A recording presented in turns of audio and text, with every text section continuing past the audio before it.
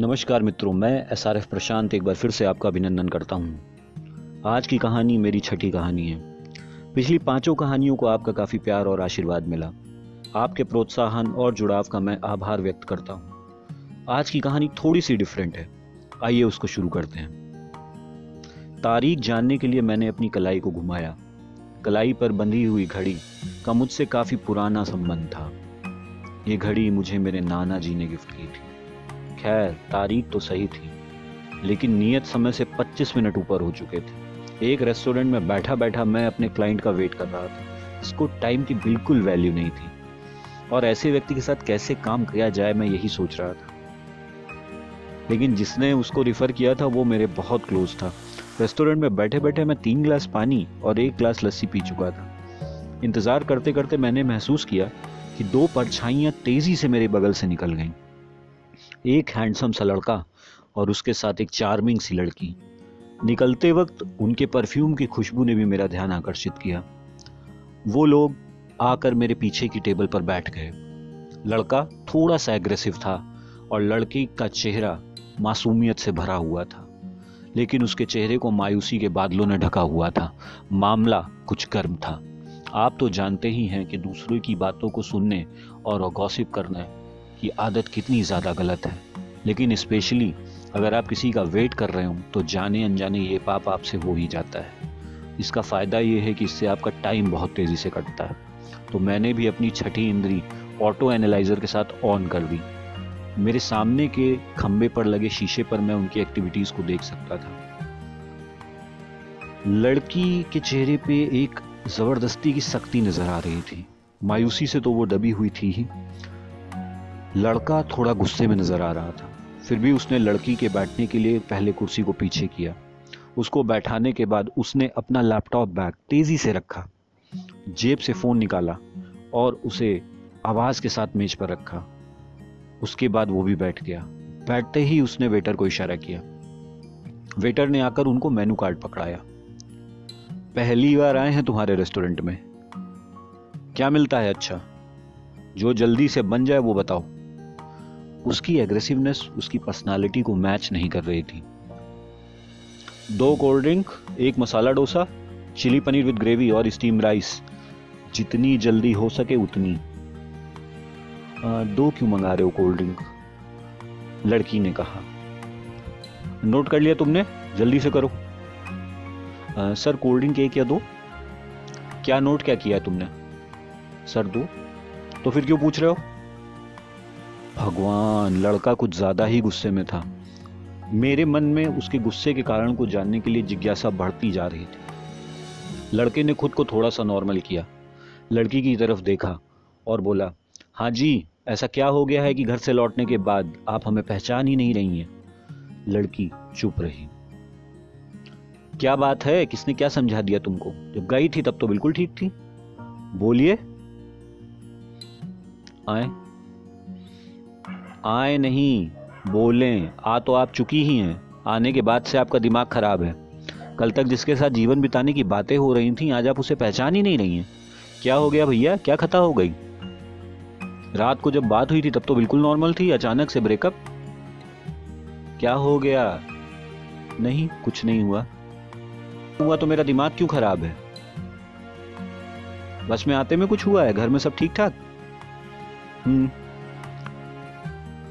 क्यों, मुंह में दही जमा रखा है क्या? कुछ व्यक्त क्यों नहीं कर रही हो? इस बेरुखी का क्या कारण है? बोलो, तुरंत बोलो, मुझे जानना है। मेरा दिमाग खराब हुआ जा रहा है, मैं पागल हुआ जा रहा हूं। सर, आपका ऑर्डर। हाँ, लाइए, रखिए। लैपटॉप बैग हटाते हुए लड़के ने कहा। एक कोल्ड ड्रिंक का ग्लास लड़के ने लड़की की तरफ बढ़ा दिया और दूसरे से खुद पीने लगा। लड़की ने ग्लास को देखा तो मगर छुआ नहीं, बस चुपचाप लड़के की आंखों में देख रही थी। अपलक। लड़के ने पानी की बोतल खोली, ग्लास में पानी डाला और पीने लगा। लड़की की खामोशी आग में घी का काम कर रही थी। उस आग को ठंडा करने के लिए लड़का पानी पर पानी पिए जा रहा था। कोल्ड ड्रिंक तो शायद उसने एक बार ही सिप करी होगी। कुछ बोलेंगी देवी जी या ऐसे ही इग्नोर करती रहेंगी? क्या हुआ, खाने से भी दुश्मनी है? अरे अपने हिस्से का पैसा तुम खुद दे देना, खा लो, हम तो पराए हैं ना। क्यों दिमाग का दही कर रही हो? दिमाग फट जाएगा तभी बोलोगी? तभी उस लड़के का फोन बजने लगा।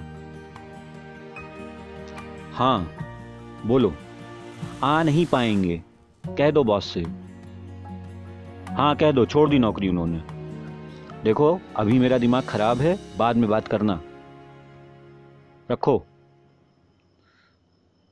कुछ बोलिए मैडम, कुछ बोलिए आप, या सीधे शोक सभा में आकर ही स्पीच देनी है? खैर आपको क्या लेना देना, कोई मरे या जिए। कुछ खाना नहीं है आपको? मुझे भी नहीं खाना है। वेटर, बिल लेकर के आओ। लड़का भावावेश में पूरी तरह डूबा हुआ था। उसकी आंखों से आंसू बस बाहर नहीं निकल रहे थे। लड़की की भी कमोवेश यही स्थिति थी। वो किसी मानसिक द्वंद्व में थी। वह लड़के को देखे जा रही थी, मानो कहना चाहती हो, रोक लो मुझे, मत जाने दो। लड़के के फोन पर फिर से घंटी बजी। उसने स्क्रीन देखकर मुंह बनाया, कानपुर की भाषा में कुछ अस्पष्ट सा कहा। उसके बाद फोन उठाया। Hello sir. Yes sir, yes sir. No actually I am going through some kind of mental trauma sir, not in a state to meet anybody today sir, sorry. Yeah I can't I'm not very sure whether I'll be back or not. Yeah. Okay sir, thanks. लड़के ने phone रख दिया। तब तक bill भी आ गया था। लड़के ने बिल को सरसरी निगाह से देखा और देखते ही वेटर से बोला, क्या चाहते हो? दोबारा कभी ना आए? इस बिल में 18 रुपए का है ज्यादा जोड़ दियो। वेटर चला गया। लड़की के चेहरे पर हंसी आ गई।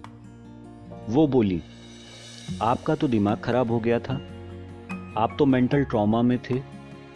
18 रुपए की गलती पकड़ ली आपने, वो भी एक नजर में।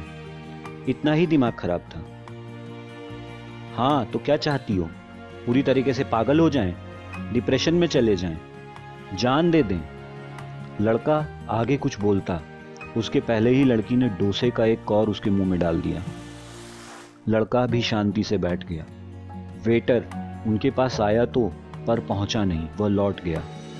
मेरी भी क्लाइंट आ गए थे। क्लाइंट से बात करते करते मेरे कानों में लड़की की आवाज पड़ी। तुम्हारी किस बात ने मेरा दिल जीता है जानते हो? ये जो तुम मुसीबत में इंटेलिजेंस और प्रूडेंस का साथ नहीं छोड़ते हो ना, यही बात मुझे तुम में सबसे ज्यादा पसंद है। नफरत है मुझे उन लड़कों से जो किसी प्रॉब्लम के आने पर हार मान लेते हैं।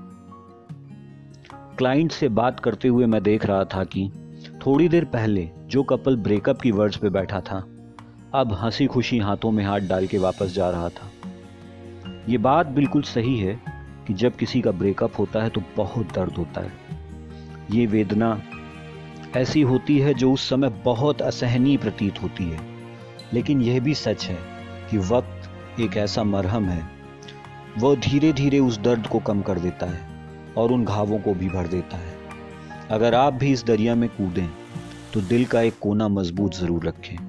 समझदारी का साथ कभी न छोड़ें, क्योंकि अगर आप खुद मजबूत नहीं होंगे तो रिश्तों को कैसे मजबूती दे पाएंगे।